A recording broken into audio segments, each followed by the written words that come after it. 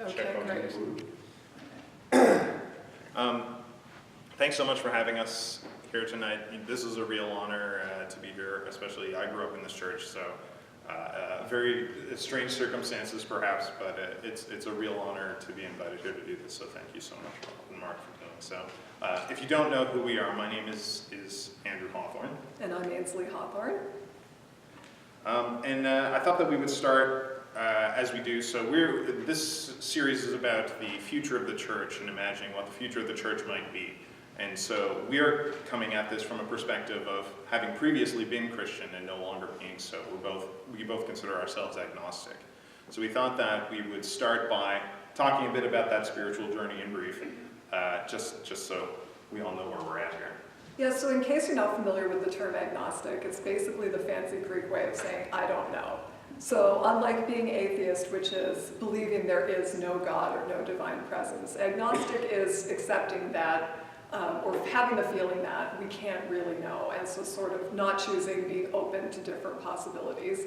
And my experience of becoming agnostic, I was raised Catholic and went to church weekly until I was about 15 years old, when we stopped going because my family had moved a number of times.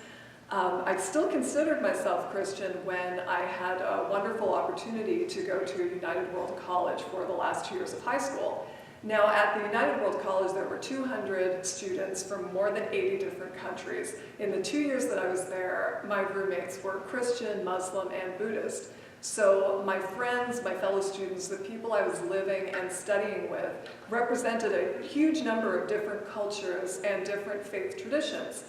The more I got to know people and their backgrounds and to respect them and admire them, the less I felt able to choose one tradition as being better than any of the others and more likely to be true than any of the others. So for a while, I considered myself universalist. I thought, if there's a God or a divine presence, then it makes sense that it would make itself known in different cultures in different ways. So different religions are probably all hitting at the same thing that's been revealed in different ways over time.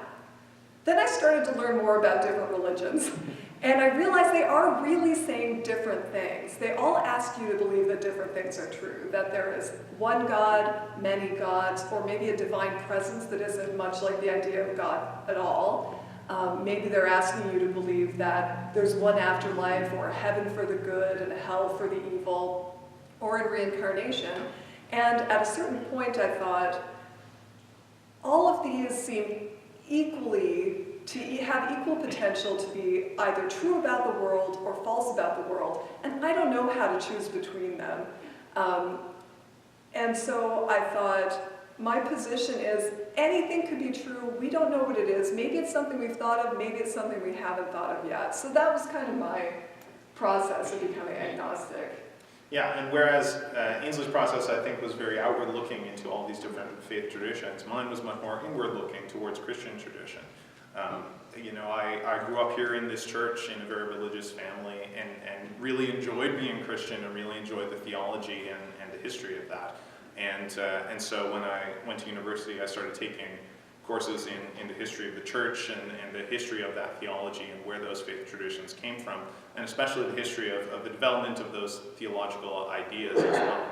And over time, it took me a little longer, I think, than Ainsley to get to that point, but there was a moment down in the States that, I don't know if any of you have spent any time reading C.S. Lewis, but there's a wonderful section in Surprised by Joy where he talks about his conversion, and he says that he gave in and admitted that God was God, knelt and prayed, perhaps that night the most dejected, reluctant convert in all of England. He had fought with this for a long time before having to admit to himself that what his truth was that Jesus and God was the way.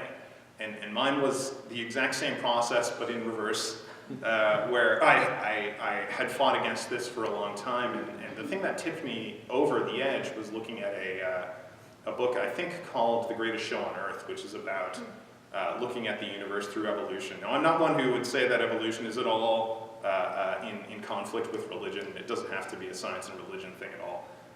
But there was a line on the back of this book that talked about what the book is trying to do is show how really beautiful and spiritually satisfying the universe was without God. And I thought to myself, reading this book, as I was shelving it, I was working in a bookstore at the time, like, oh, that's fascinating, but I could never think that way. But the fact that I'd read the sentence meant that for the first time ever, I thought that way. And it somewhat progressed from there to a point where I considered myself agnostic thereafter. We wanted to talk a little bit about some misconceptions about the secular that often come up in conversations like this before we get into the nitty-gritty of the church. Yeah, so one of the things that we often encounter as people who were previously Christian and became secular is the idea that we don't care about religion, that we don't care about theology or don't care about ethics. And my personal experience, as well as the experience of many of my friends who are secular people, is that nothing could be further from the truth. We actually deeply care, and I can speak for us, I think, we deeply care about issues like ethics and justice and compassion and theology, things that we would consider religious values. And that's one of the reasons we felt that we had to stop going to church, because we didn't feel comfortable professing to something that we didn't genuinely believe in. And it's because of that strong feeling that we shouldn't profess to something that we don't genuinely believe that we felt that we could no longer attend church, a faith tradition that we've been raised in. Yeah, for me, this is exemplified absolutely by the Nicene Creed, or the Apostles' Creed, or whatever. You know, everybody's, especially here, has been to a church service where you stand up and you have to say what you believe. I believe in, and follow with that. But you know, the history of the Nicene Creed is a series of political statements directed at very specific people that we don't even know anymore. The names like Nestorius and the Christological controversy that we are standing up. And for me, it's bothering that I have to, or that I had to stand up and say, I believe, oh man, that Pelagius is a real jerk, and with no real political context to that, or theological context, really. Another misconception about the secular is that they've had a bad experience with religion. You know, like what happened to you that you were pushed away from your faith? And I think for both of us, really, nothing could be further from the truth. We know people who have had very bad experiences with religion, and having spent 7 years down in the States, you know, everybody has seen, you know, US-style religion on TV and how truly violent that sometimes comes across, especially in popular media. But that hasn't really been our experience of the church at all, especially, you know, not to kind of play to the crowd here, but I grew up in St. Mark's, and it was always a very pleasurable experience, and we still enjoy coming here for Christmas services for that reason. I will say, though, that even though we haven't personally had negative experiences with religion, it matters to us that many of our close friends have. So because we're close to people, for example, from different parts of the LGBTQ community, it matters to us that many of them had traumatic experiences if they grew up in a Christian church or in a mosque or other tradition that made them feel that they were less than other human beings. So that's one of the things that perhaps we haven't personally experienced, but would maybe prevent us from joining a faith tradition again in a big way. The other thing we wanted to say is kind of a misconception is that we don't like superficial aspects of church, so that churches are too, you know, stodgy, and we wish they played rock music instead of had choral music or this sort of thing, or we're more modern. Actually, personally, we enjoy all that. We enjoy love that stuff. the traditional rituals. Our problem is really with, you know, the faith, the theological aspect underneath it. But all of the rituals and tradition and community, we really enjoy that. And that's part of why we're here today, because we think there's so much value in those aspects of church that you lose when you stop being part of a faith community. It's true. One of the most spiritual experiences of my life was actually when we had an opportunity to go to the ruins of the city of Ephesus. And I mentioned the Nicene Creed earlier. The Nicene Creed was confirmed at the Council of Ephesus. You know, that's when they condemned Nestorius and they excommunicated all of their people. We got to stand where he stood in the original Cathedral of St. Mary, and think about that. And we got to stand where St. Paul stood and, you know, preached to the Ephesians. You've probably read his letters. But just nearby to Ephesus was the Temple of Artemis, which is one of the 7 great wonders of the ancient world. You know, a completely pagan temple that has been a pagan temple for possibly more than 50,000 years. It was just a temple built upon a temple built upon a temple, now in ruins. And even going to that site was equally spiritually invigorating for us, to the point of tears for myself. Both those sites, because of those faith traditions and how important those locations were. Yeah, so basically what we're saying is that when we talk about church and the modern church and the future of the church, we aren't people that really want to throw the baby out with the bathwater when Yeah. it comes to how to change these things. So where the baby is church and the bathwater is theology. So we're getting rid of the theology, but we're interested in keeping aspects of church. So the things that we're not interested in preserving about church as people who no longer believe in these issues is theology, in the sense that we don't believe in the literal truth of the church's metaphysical claims about the world. So for instance, in a Christian church, it would be there's one God and Jesus is the Son of God and Jesus died and was resurrected. So we don't have a belief in those things. As a result, we don't want to come to a church to worship because we're not sure what, if anything, there is to worship. And also the scriptures are less meaningful to us because if you don't believe they're a revelation from a divine being, then they don't seem to have more weight than any other text. Yeah, the other problem with scripture that I find personally, any scripture, is what I call the fractal snowflake problem. Scripture is great, the Bible is a great tool and it's an important book, of course, but the idea in mathematics is that if you took a piece of paper and drew a circle on it, you could continue drawing lines and create a snowflake pattern for an infinite amount of time, just getting smaller and smaller forever, and never leave that circle. You would never know anything else that was on that piece of paper because you've stayed inside the circle. And for us, studying and being focused on one scripture to the detriment of these others, we think it's a great idea to get together and talk about scripture and get into the nitty-gritty of it. But limiting yourself to one scripture is perhaps itself limiting. Now, this may sound strange to people who are practicing Christians, because if we're saying we want to leave behind theology, worship, and scripture, you might say, well, that's what church is. What is the point of doing anything else? But for us, there are many valuable things about churches beyond the sort of belief system that underpins them. Yeah, so at this point, we're basically at the part where we're leaving the criticisms and getting into kind of the things that we're interested in about church. So, the interesting thing about it is the Christian church is a machine. We're thinking about the church of the future. This is a machine that was built to do a function, and that function changed over time. And a lot of those functions we don't need it to do anymore, even aside from the stuff that we're saying. Originally, of course, it was to propagate a belief system. The early Christian church was talking about revelations, we're talking about apostles going out and sharing this message. That's the basics of what a church is for.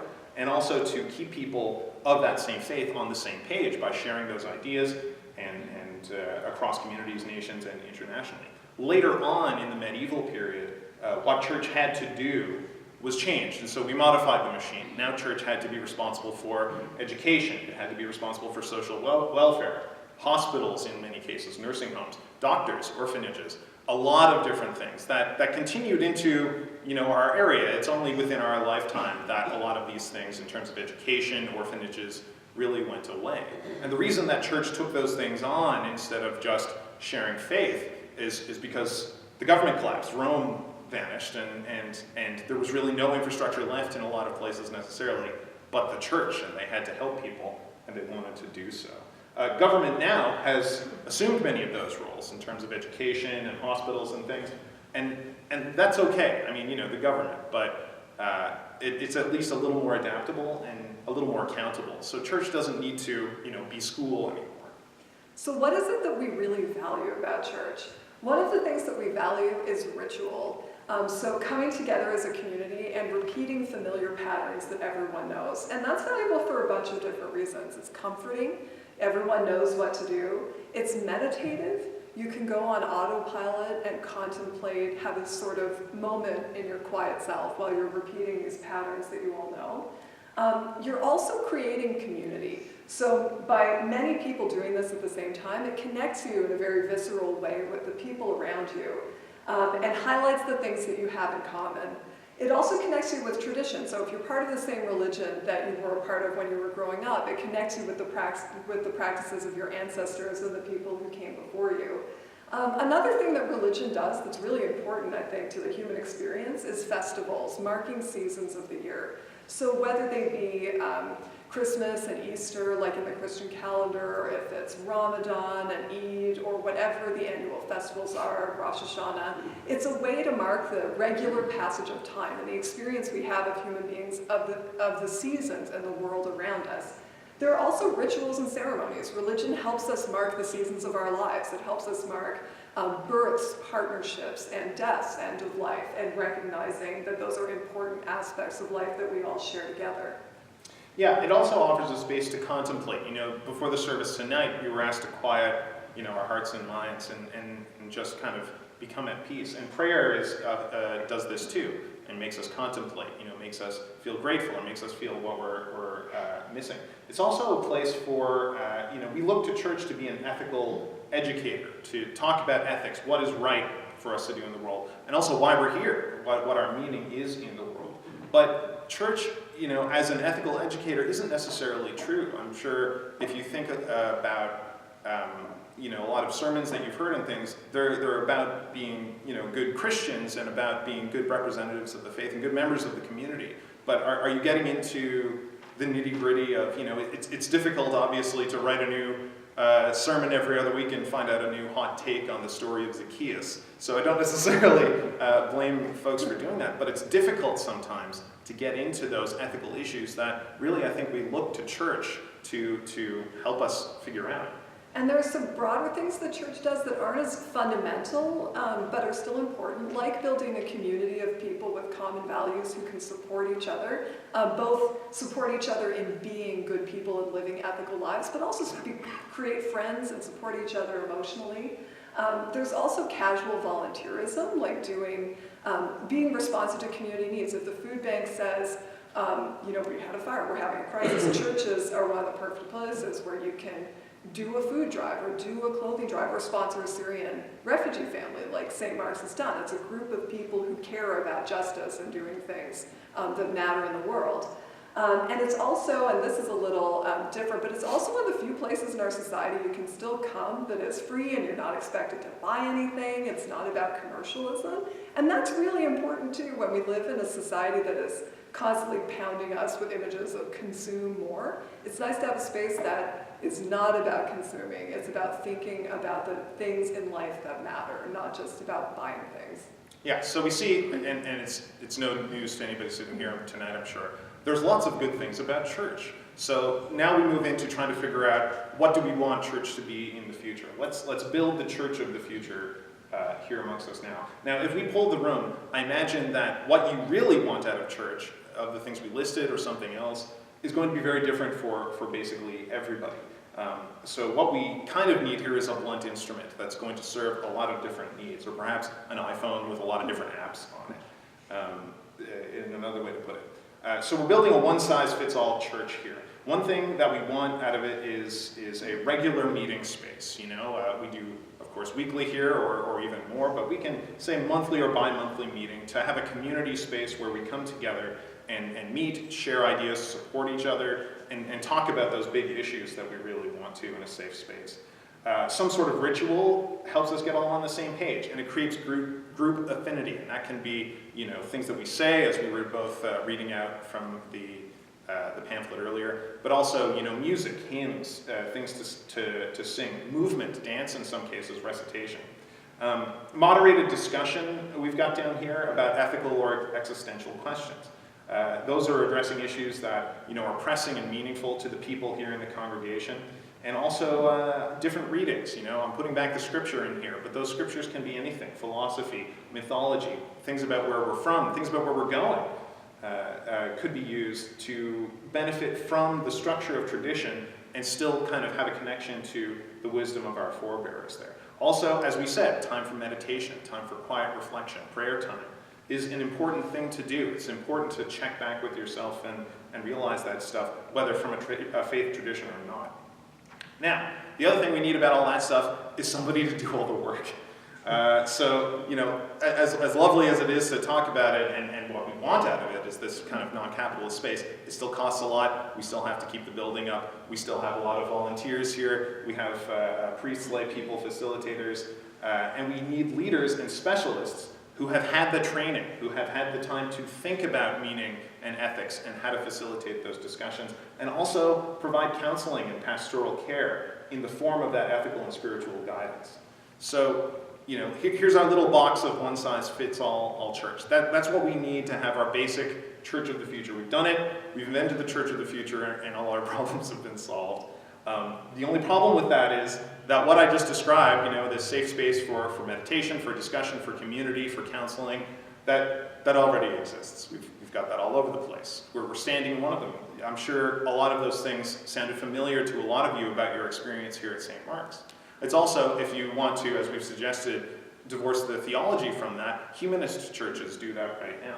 There are a lot of organizations, one of the most well-known is Sunday Assembly in London, and they get together, they sing Beatles songs for hymns, and they talk about philosophy, and they talk about science, the new supermassive black hole picture that was revealed today as part of that. So there's benefits and drawbacks to the idea of kind of a one-size-fits-all blunt instrument church. The benefit is, of course, we're building community. We're all coming together for this, a lot of people with different backgrounds, and we're meeting a lot of needs in just one place. And among the drawbacks are, as anyone who's ever shopped for clothes knows, one size doesn't really fit all. And people want different things out of a spiritual experience.